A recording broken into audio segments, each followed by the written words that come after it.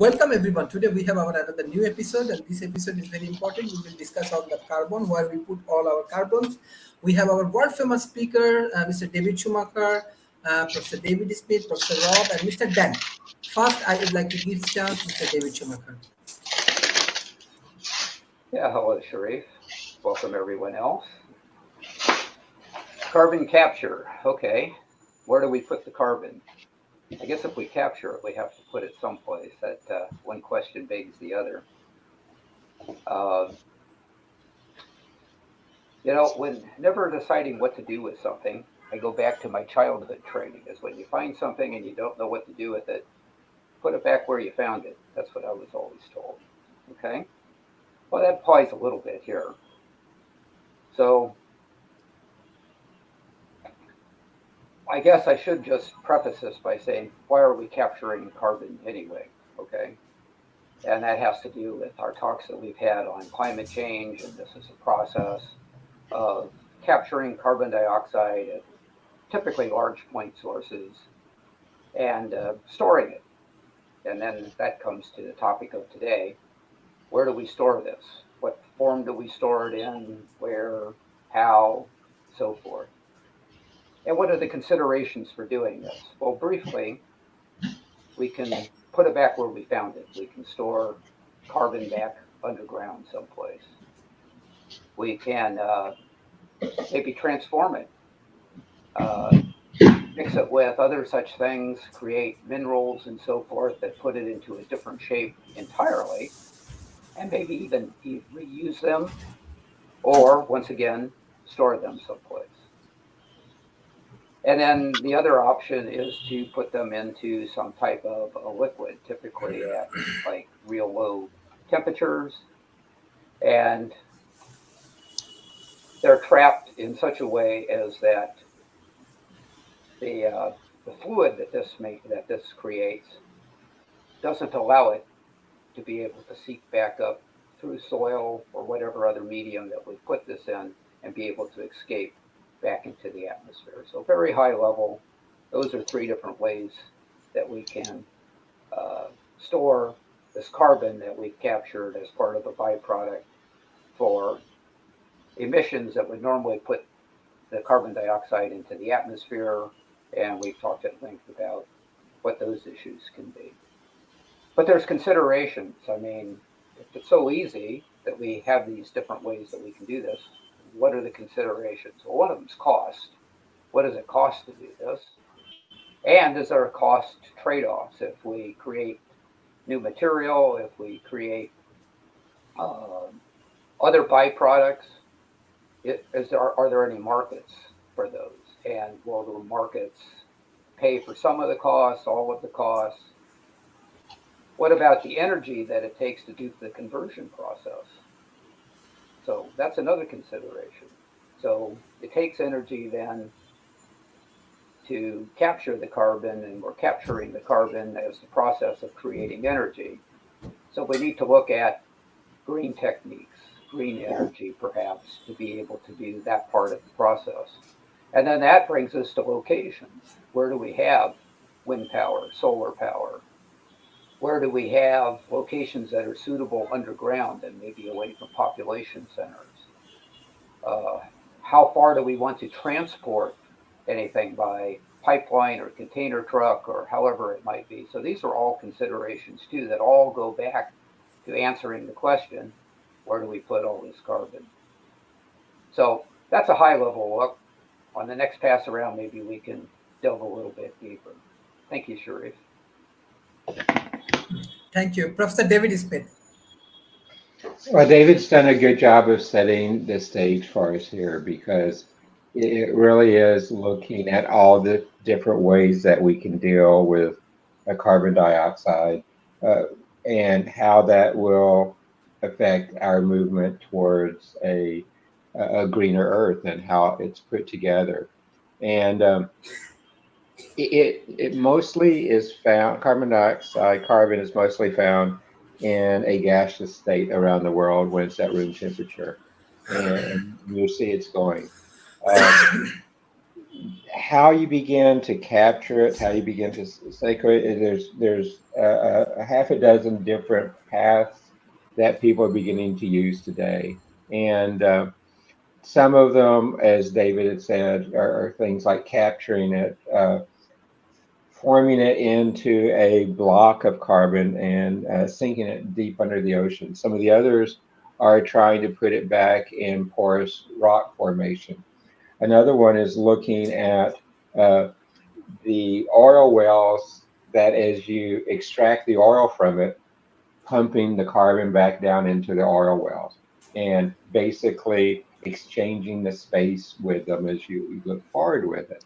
And all of those are options that are there. And if you look at it, carbon dioxide levels have increased and decreased over the last 100 years quite a bit, but mostly increased in there. And the way a lot of it is released is by burning fossil fuels and how we put that in place. But what do we do? How do we put it there? Some of the big unknown questions is, for example, if we sink it down to the bottom of the ocean, how long will it stay there? If we go ahead and bury it in old oil and gas fields, how long will it stay there? And what might the risk be of us doing that? Because there really has not been much studying done that when you go ahead and take all this carbon dioxide and encapsulate it into various different ways, how does it get there?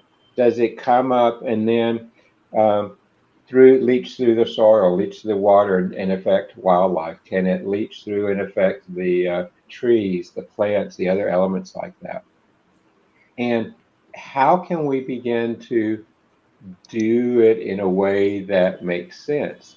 And we're in 2018, we released about 41 billion tons of carbon.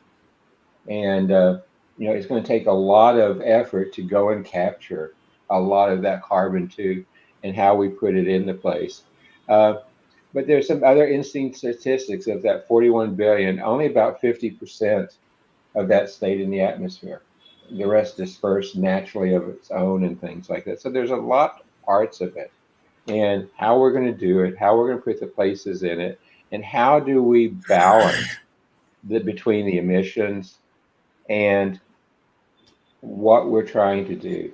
There's some recent research on this of looking at ways to begin to take this carbon, pressurize it, add some other chemicals to it, and begin to use the carbon dioxide itself as a fuel.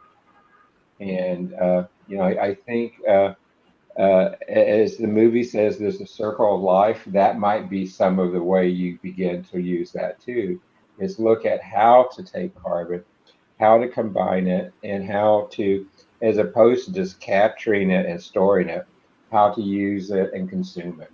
So a lot of options on this, Sharif, and I think that is something I could add to David's comments, and I'm real anxious to see what Rob has to say. So, Rob. Thank you. So we certainly talked about taking carbon and pumping it underground, or using and storing it, and as David pointed out, the risk there is it leaking back out again, and it just remains an underground problem, kind of like a bomb waiting to go off when whatever the structure is pumped into fails, which could happen due to earthquakes, could happen due to construction. Could happen just because the repository, which is often an area that once housed oil, and they're basically pumping it into an old oil well to contain it, and the oil well, of course, the facility that you had was holding oil. The carbon is a much finer substance. So even though the well contained oil successfully, it doesn't mean it can or will retain carbon successfully. The right way, of course, is to approach the carbon problem is not to produce it in the first place, but if you are producing it, then taking that carbon and doing something with it that in and of itself be burned. So the idea of turning carbon into fuel is certainly interesting, but you're going to burn that fuel and return that carbon to the air when you consume it. So you've just delayed the problem. You haven't overcome it. I just allowed it to go back into a fuel source for a period, but when you burn that fuel source, you'll again introduce that carbon into the environment. Of course, we're trying to prevent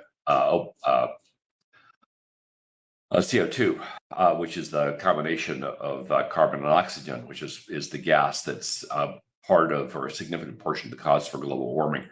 Some of the more interesting things, though, is to turn it into materials like plastics, materials like carbon nanotubes that you can use to build other structures. And then in that case, the carbon stays sequestered as long as that whatever it is you built isn't burned or completely destroyed. Even if you put it in landfills, it stays sequestered.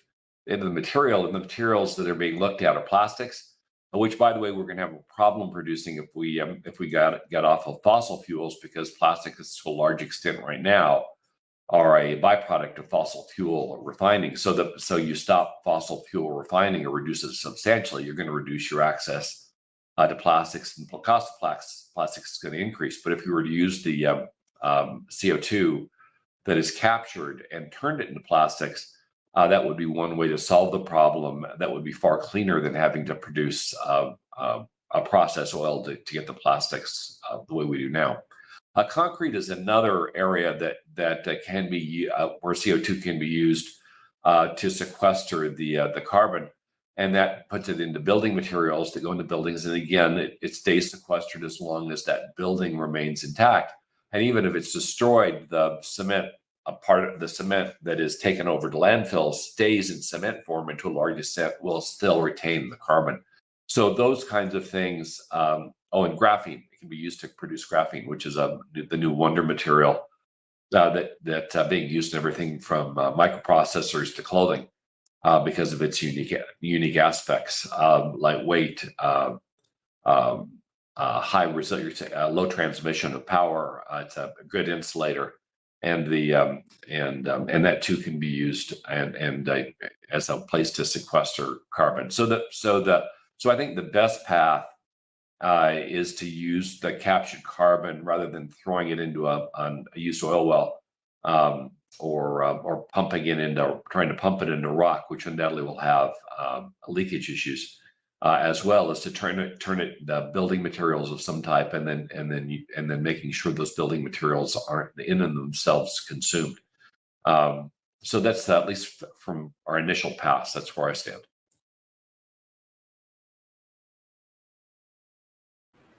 Mr. Dan. Yeah, it's an important topic.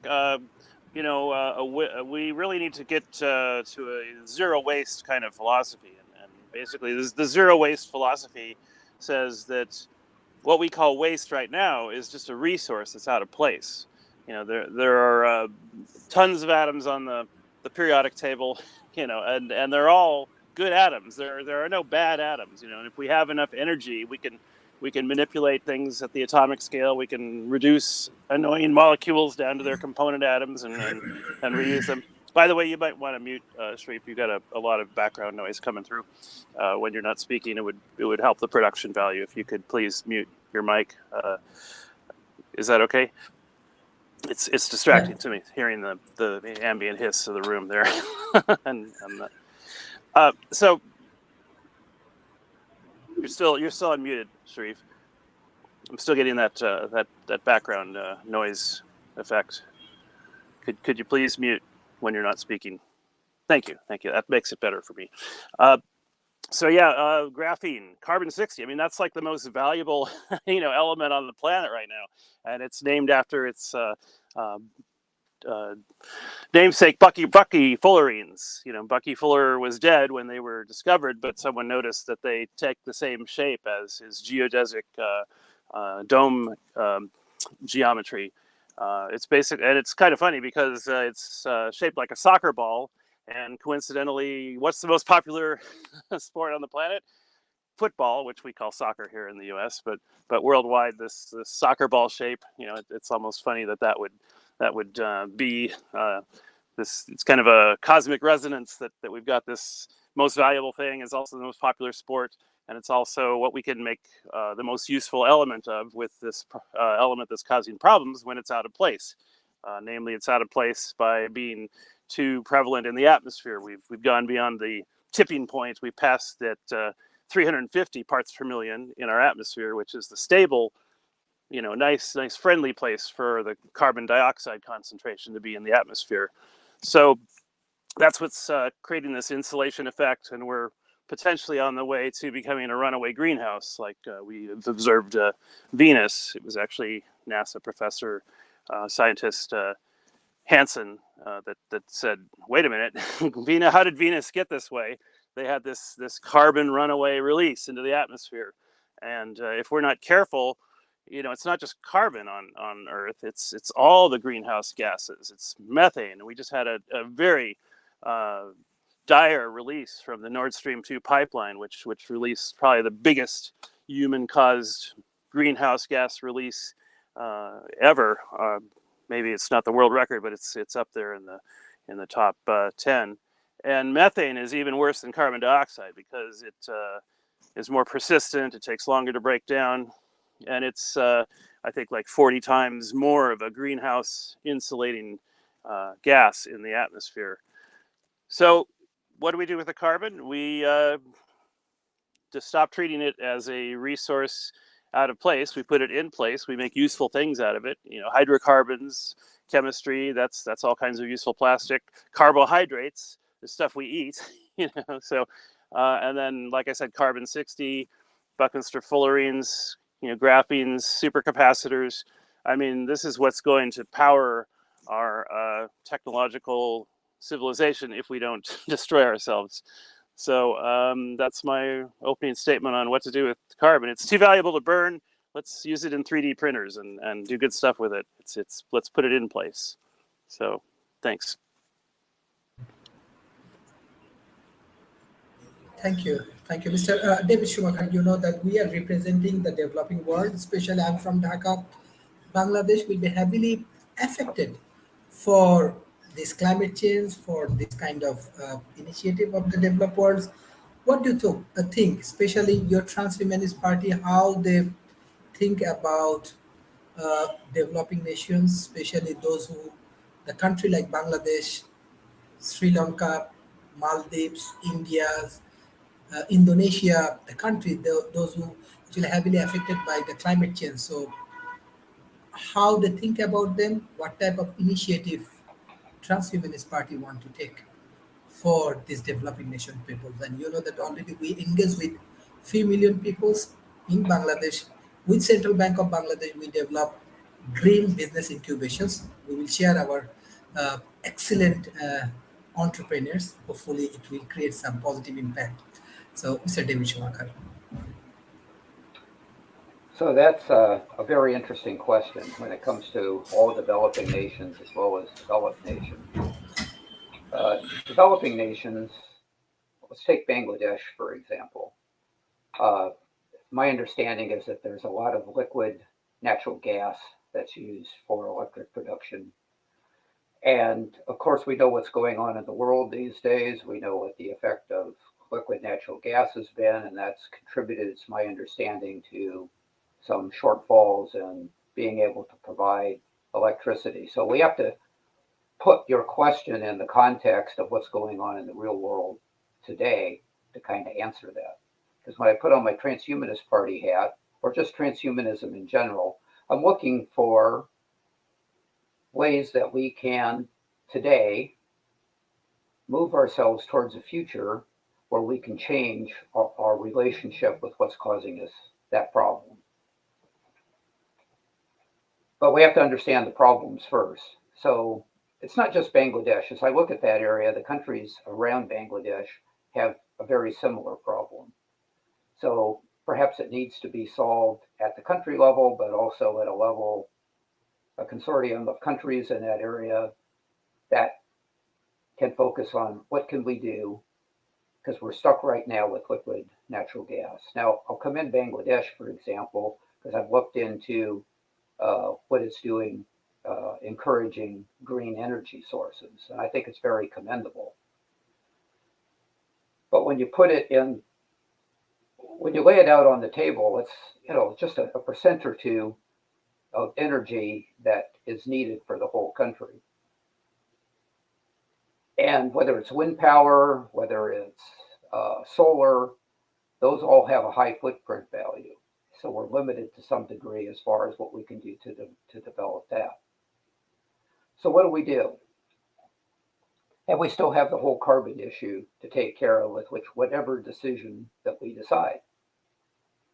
Now, but if we can limit liquid natural gas burning, that would help us as far as being able to manage the carbon situation. But how do we do that? And we've already talked about the limitations just briefly in Bangladesh specifically, since you brought that up, about footprint as far as being able to increase the use of those green sources. So in other shows, we've talked about a new modern form of nuclear energy.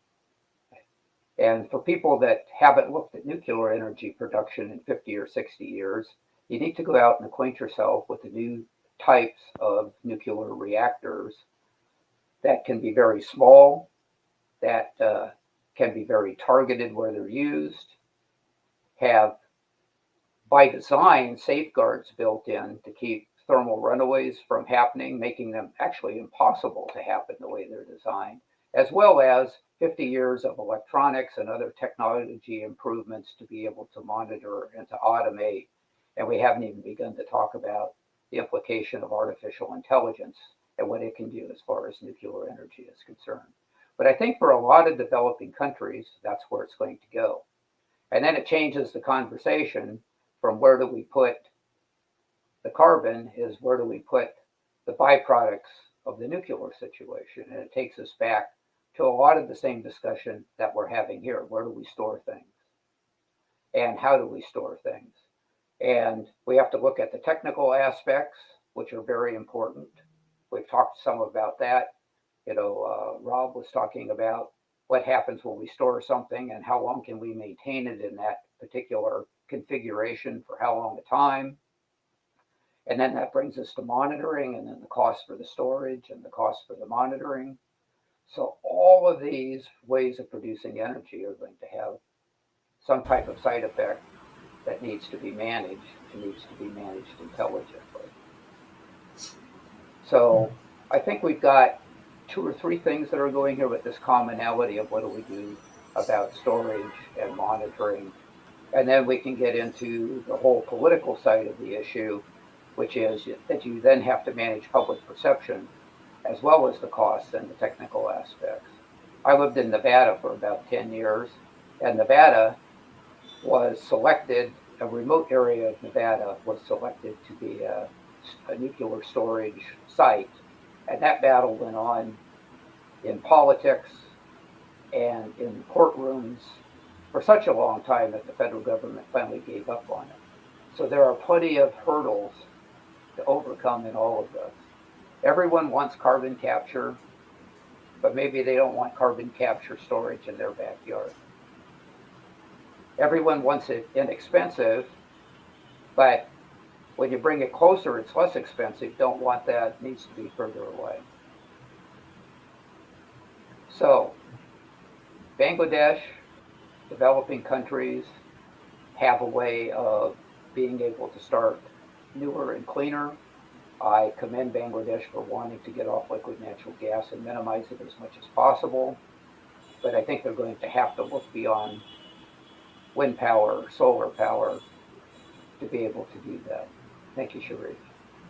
Thank you, Mr. David Schumacher. Professor David Smith.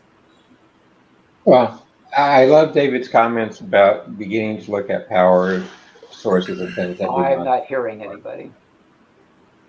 And I can still hear him. I think it must be you, Dave Schumacher, because I can still hear David Smith. I can hear you, Mr. David yeah, Smith.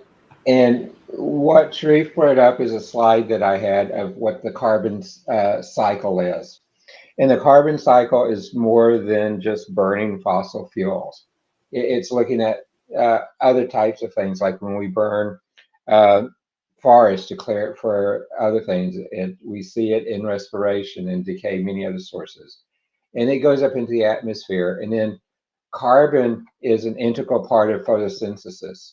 And the photosynthesis takes the carbon and it pulls it back into the plants, our vegetation, the soil, and other matters like that. But you can also see on this chart that it talks about some of the carbon dioxide exchange with not just us packaging it up, but how it's used in the ocean through parts of its interaction with the plankton and other things within the ocean, and this deep sediment of it, of the ocean.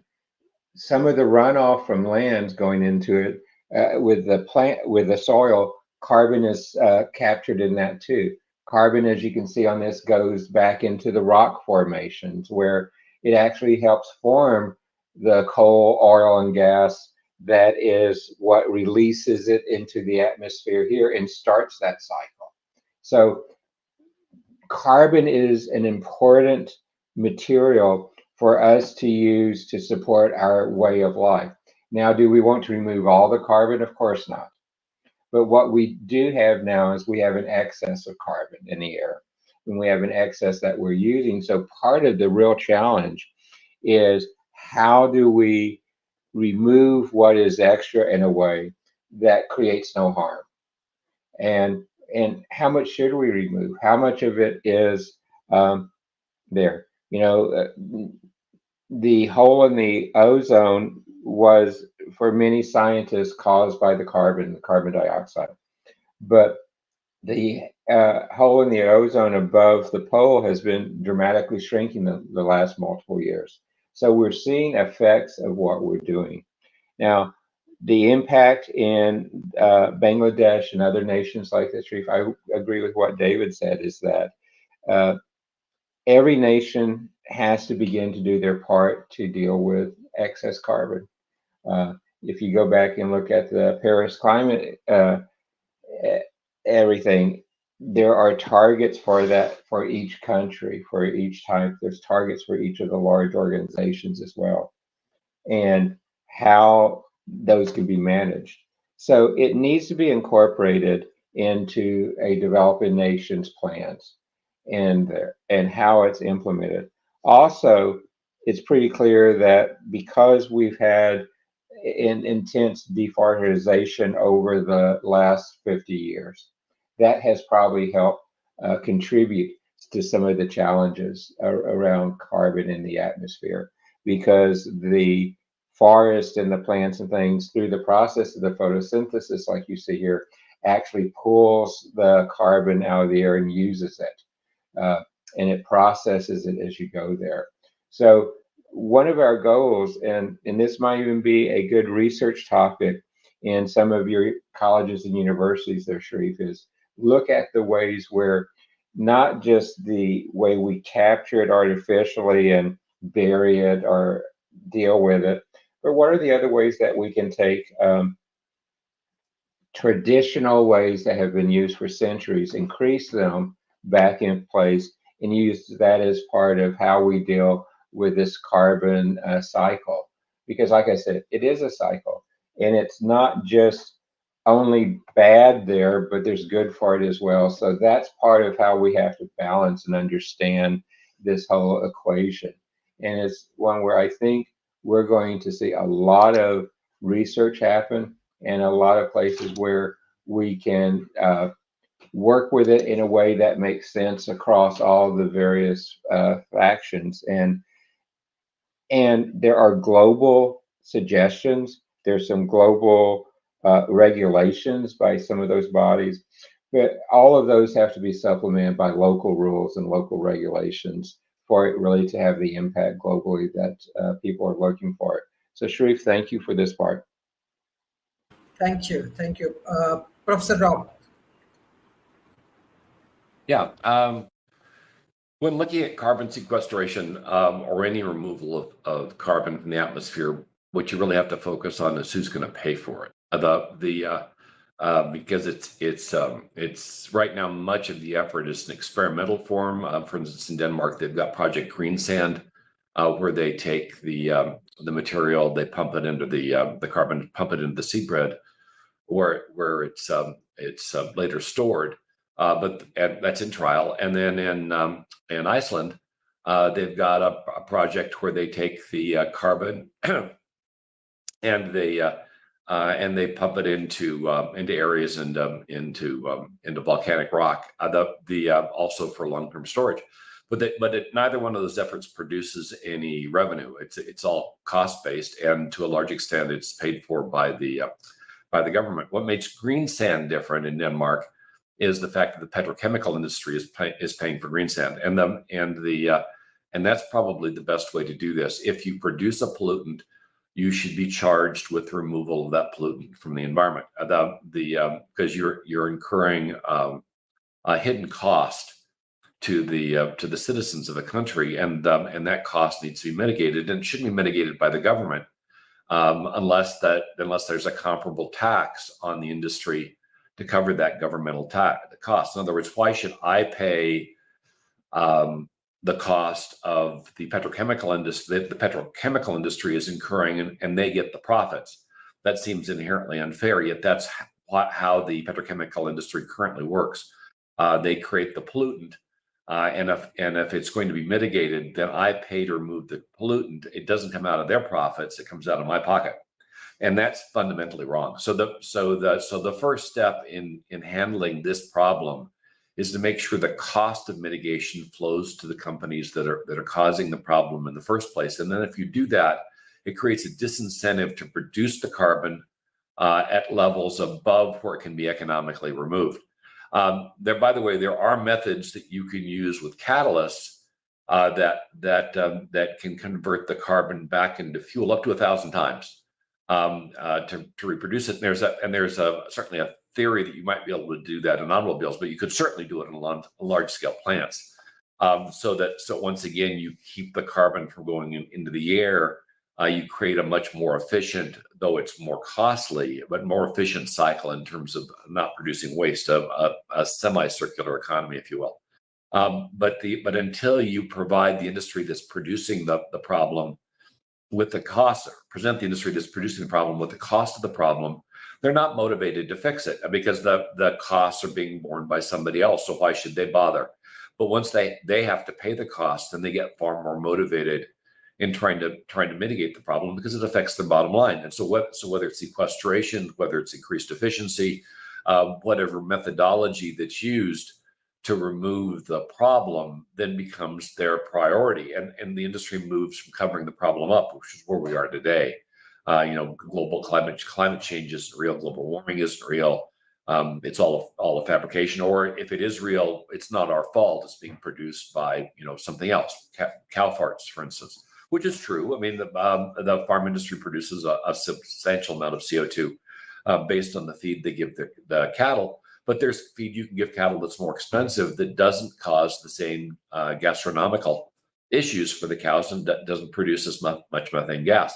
But until the farms are charged with the problem, they're not motivated to solve the problem. They're just going to use whatever the cheapest feed is, and the cheapest feed is causing the atmospheric problem issue. So the first step really is for those industries that are producing pollutants to charge them for the removal of the pollutants that they are introducing, and that will help. We'll probably do more than any of these other efforts to solve the problem, because it puts the economic incentive on the problem creator, and then that economic incentive motivates them to the behavior that you want them to have.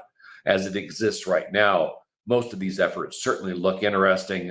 Some of them are even viable at small scales, but because they're all cost, because the cost of it is all flowing to governments and not to the industry, with green sand being the exception, that they'll never get to the scale that you need to fully mitigate. And do realize that with the CO2 problem, we've got issues that are being exacerbated by global warming, which is causing massive amounts of ice to melt and freeing up things like frozen tundra, which then reduce the captured CO2 that was captured thousands of years ago into the atmosphere. And so the rate So climate change is increasing the introduction of carbon dioxide, which increases the rate of climate change, making this a really bad cycle.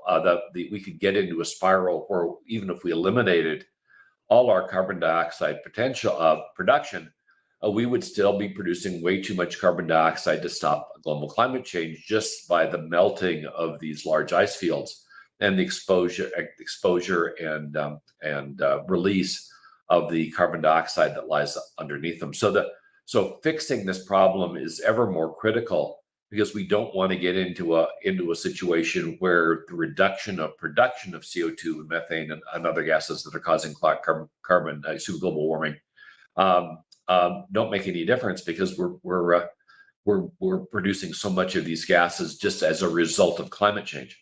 So stopping this cycle before it goes out of hand is critical. And we only have a few years to do it. Some of the projections are pretty dire, indicating we may have as little as a decade to get our arms around this problem, because before we can't get our arms around this problem. And the belief that science can eventually, solve it by somehow restricting the sun on the earth or building massive carbon collection plants that would already need to be under production, being built right now, which they are not, to stop the cycle is really risky. It's like playing Russian roulette. If this gets to a point where we really have to chase it with science as a priority, we're in deep trouble, because the scale of the carbon capture is so large that it would require the entire United Nations to actively get behind the capture effort, collect the money from nations, and build these massive carbon capture plants. And so far, the United Nations has not been effective at those kinds of global efforts. Even looking at the United States and the EU, you can see it's been problematic even within controlled environments to build up the scale you need to do massive carbon capture. And if you're talking about something on a world effort, we certainly have to loop in China, who's the largest producer, producing about 50% of the world's carbon dioxide. The U.S. is about 25%, the second highest. If the two largest producers can't get their act together, then asking the rest of the world to get on board is foolhardy, because even though they cut all their carbon dioxide production, that's only 25% of the world's total, and certainly not enough to solve the problem. So attaching the cost to the industries that are producing the problem is really the first major step to mitigating it, because that will drive the behavior that we need and put the money where it has to go to solve this problem near term. Until we get there, we can talk about all kinds of interesting methods to do this, but we'll never implement them at the scale they need to be implemented. And we're pretty much just chasing our tail. Thank you. Mr. Den.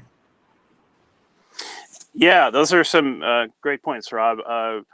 Answer the question, who's going to pay for it? The answer is we're all going to pay for it eventually if we don't figure this out. And what this is called in economics is a unpriced externality, or an unpriced negative externality. And often this is dealt with what's called Pigovian taxes, where you tax a bad equivalent to the amount of harm that is being caused by the bad activity. And this is something that we haven't really implemented or figured out with our economy. We have this idea that, the free market, this is the free market solve these things. It'll come to a natural balance because, hey, producers don't want to kill off their consumers, but actually human nature is such that we are often blindsided by the quest for laziness and convenience, and we're willing to take the short-term greedy, easy step, than doing the hard work of mitigating the damage that we're causing. So we need to do what's called true cost pricing of things. And I think one of the ways to do this is with digital twin technology, which I tend to rant about. But this is an idea where you create a data-rich virtual simulation of something that you're trying to deal with in the physical real world. And that way you can make all the mistakes in this sandbox where you're not gonna cause real world bad effects.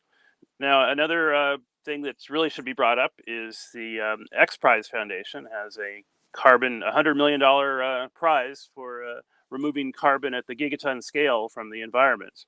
and they're about I think halfway through that. But the nice thing about prizes and incentives and contests is you get about 10 times the human output for every dollar you spend, because I guess that's another part of human nature is people like to gamble, and they'll work really hard for the chance of getting something. Probably says something about human behavior and time preference. Like, what will we take a little reward right away, or will we wait to get a big reward later? So this is another thing we have to figure out. And as far as the whole zero waste thing, it's kind of interesting. We used to talk about cradle to grave management of product cycles, and that is now obsolete. Now it's C2C. It's cradle to cradle. You want to make each step of the process where the feedstock in the product is as non-degraded as possible. It becomes the food for the next step, so to speak, of a production process or of an economic cycle.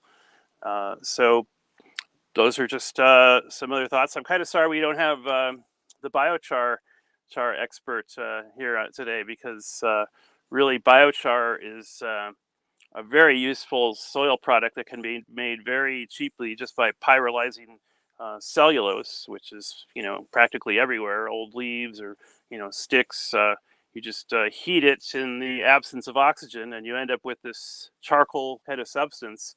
And that basically is so porous, it's kind of like a life raft for soil microbes. And that's a big problem. Is we have a lot of dirt, but we don't have a lot of soil. Soil is a very living, diverse product that will support microbial biodiversity. And this biochar, which could be easily made, really, it's a very useful product. I mean, they sell it at gourmet gardening stores. I think it's like 10 or 15 bucks a gallon when you go to buy it. So there's actually a good market opportunity for people to probably use, like concentrated solar thermal. Would be a great way to make low cost biochar, and some of these Roomba robots that go around picking up carpet lint and stuff. I think we could make outdoor versions of those that would basically collect cellulose out of the dirt and aggregate that to make biochar with. So it's going to be a lot of creative fun solving these problems, and I'm optimistic that we will do it. So thanks for pass the baton here. Thank you, Mr. David Schumacher. What's your concluding remarks? And especially, we have a business incubations, green business incubation. So we will share our participants and our entrepreneurs. So, what is your advice for them, and how we can overcome from this challenging situation? Well, it is a challenging situation, and thank you, Dan, for hitting on a positive note. When we start talking about problems, it's easy to descend into I can't get there from here kind of a mentality. And even if that's true, it doesn't help. So we always need to keep that positive step going forward. Entrepreneurship is built on positive. There was never an entrepreneur that started a project by going, I know I can't do this. It just doesn't work. Okay. So thank you, Dan, for that. But also thanks everyone else for bringing up all the things that we really need to realistically deal with as well. Those all need to be on the table, and we need a multi-pronged approach to be able to go through and to be able to mitigate, reduce this to certain levels. It'd be wonderful if we could reverse all the effects, all the negative effects of excess carbon in the atmosphere. But even if it's not, let's put that entrepreneurial spirit together to not only try to solve these problems, but let's also then look at what we can do to mitigate. I am hopeful that there are some mitigation strategies that could also be useful. I don't think there's any single one way of handling this, and all options need to remain on the table, which includes reducing costs, picking proper locations, assigning right political priorities. All of this needs to be done. So there's a lot there. So if you're a social entrepreneur, there's opportunities to be able to take this, make one of these areas a central focus of your company, and promote the social aspect as well as the utility aspect. Social entrepreneurship is something that I see growing, and it gets a lot of buy-in. For example, something as mundane as going shopping for clothes, and I go out and I decide that I want to survey the internet to see what's out there, what I should buy. And as I go to different shops that are available on the internet, I see that you buy from us and we donate to this cause. You buy from this other company and we donate to this cause. And we're seeing a lot more of that, and I think that's very helpful. It's bringing the public in line outside of necessarily the political environment, which can be pretty contested. It's bringing us into something of what do we want to support along with our money. And if we can keep that option to buy from a company that has our values within a realistic period to where we won't abandon our values and go buy somewhere else cheaper, all right? But as long as we can do that, we can support ourselves, get our human nature needs met, and at the same time also feel good about moving something forward. So I'm not giving you a specific, here's what an entrepreneur can do. I'm saying that, look, entrepreneurs in all different countries, especially in the developing countries, let's take a look at what you can do. Maybe on one end, you take it from a very personal level and you're planting trees for every sale, or you're doing something along that line, which is helping. But these are the kind of things that can be done, and it moves the conversation forward. So we need the positive. We need to understand what the concerns are. We need a multi-pronged approach, and we need to make it inviting to people. And those are my concluding remarks for today. Thank you, Professor David Smith. Chief, always good topics, and love the input there. And what you have right now from Virginia is 100% correct. There is that renewable energy sources need to be implemented throughout parts of the world, and that we'll see that. But that's, as we've talked already about this, that's only part of the solution. We know that as we look at putting carbon in the ocean probably has a level of maximum it could be used there without causing intense harm. And the science behind that says that the ocean turns itself over, but it's over thousands of years and not every year and stuff like that. So if you only care about long term, oceans might be a way to put it, but the short term impacts, as we've talked about before, can be real. Taking carbon and sequestering it into old oil wells, gas wells, into salt domes, and other things like that is an option, but it does come with its impacts and challenges too. I love what David said as we look at the entrepreneurship. There are opportunities for some entrepreneurship in this, particularly as we look at some of the new science. And science is beginning to work this way. We're seeing places where, we saw the launch this week of the first 100% electric powered commercial airplane going to service. Airplanes are a major source of carbon going into the air. And others. So we're beginning to look at places like that. But we need to remember that carbon also has an impact into our agriculture, into the agriculture that we use to feed ourselves, the agriculture that lets us grow trees and plants, and the biomass that Dan kind of talked about earlier.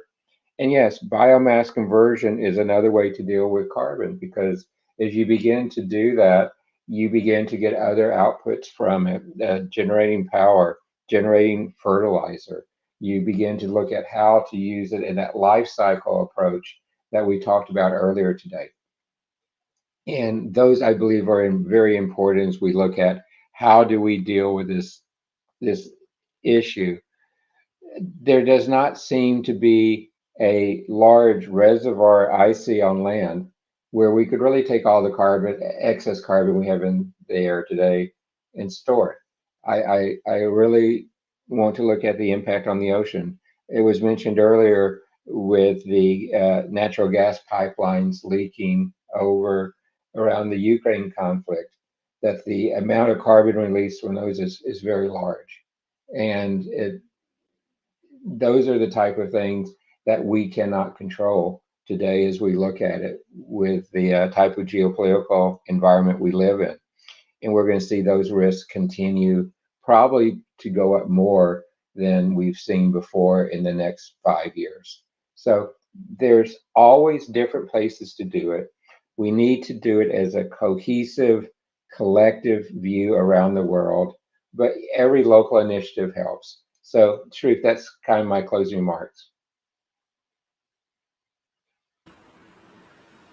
Thank you, Professor Rob.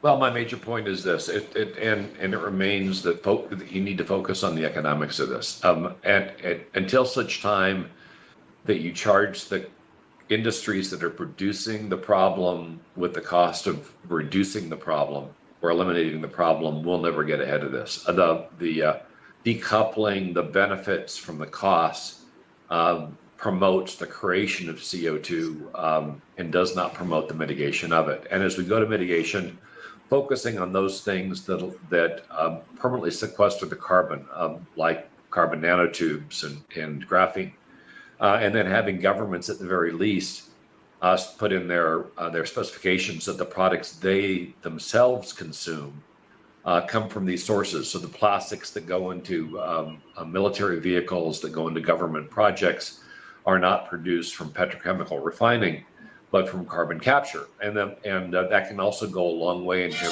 creating industries that are, Sharif, you're unmuted and there's sound coming through on your side again. So those industries can become financially viable. And so the production of these materials can be sustained, and then you have industries that are successfully removing the carbon from the environment, as opposed to industries that are successfully putting the carbon dioxide into the environment in the first place. And as I mentioned, the economics then will drive the behavior that you need. But until you make that hard step, so here in the United States, we subsidize the petrochemical industry, which is the exact opposite of what you want to do. In effect, the government is paying the petrochemical industry to produce carbon dioxide. And you're not going to be able to mitigate the problem that way. You're using the money that you should be using to mitigate the problem to actually create the problem. And until you reverse that, you're not going to really make any progress. You can't have a government on one hand saying we need to reduce carbon dioxide, on the other hand, paying to the industries that are producing the carbon dioxide in the first place.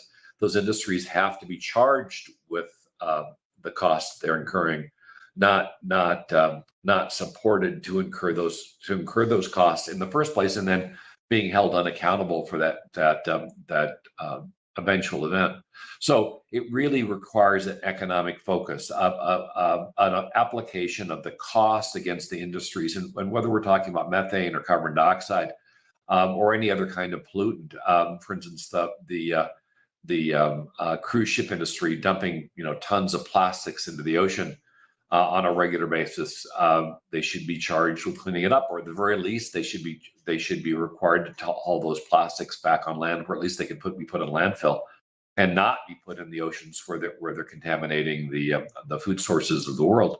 So until governments really take this seriously and make the economics make sense, so those producing the poisons are responsible for removing them, I don't see us making much progress in this area outside of outside of experiments, in the hope that when this becomes so dire that these major projects can then be spun up and put in place to remove the product, and then future generations have to pay for the stupid things that prior generations did.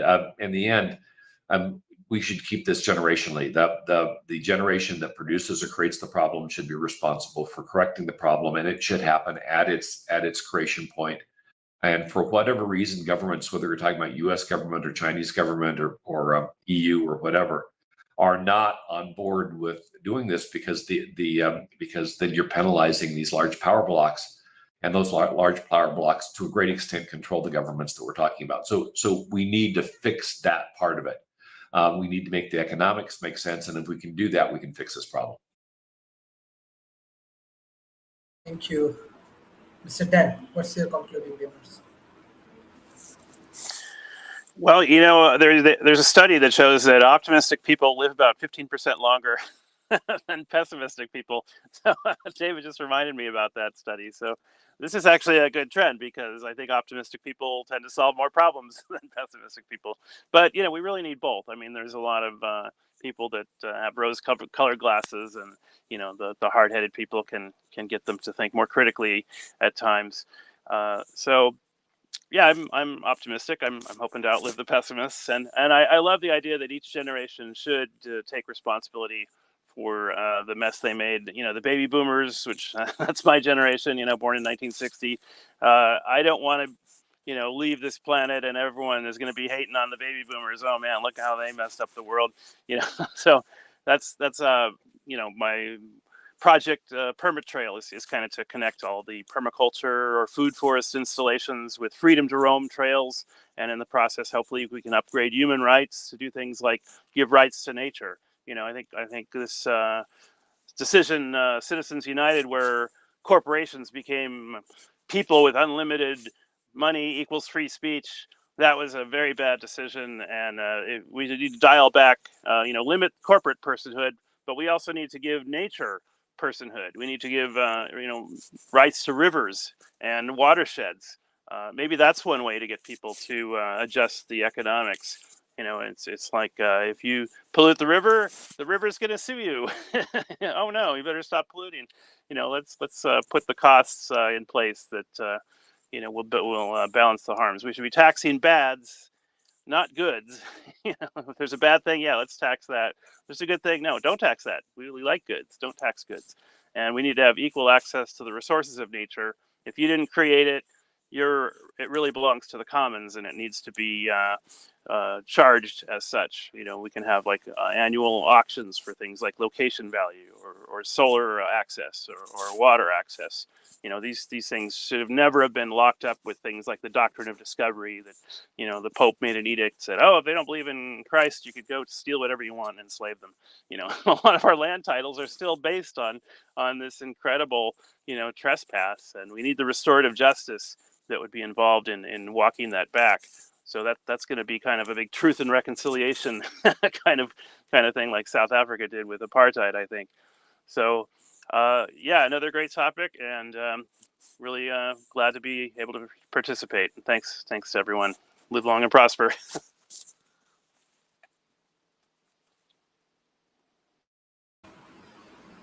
Thank you, everyone. This is really great discussion, and especially for our audience, it's really valuable.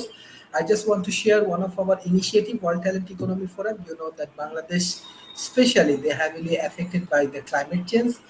And World Talent Economy Forum, we believe in action.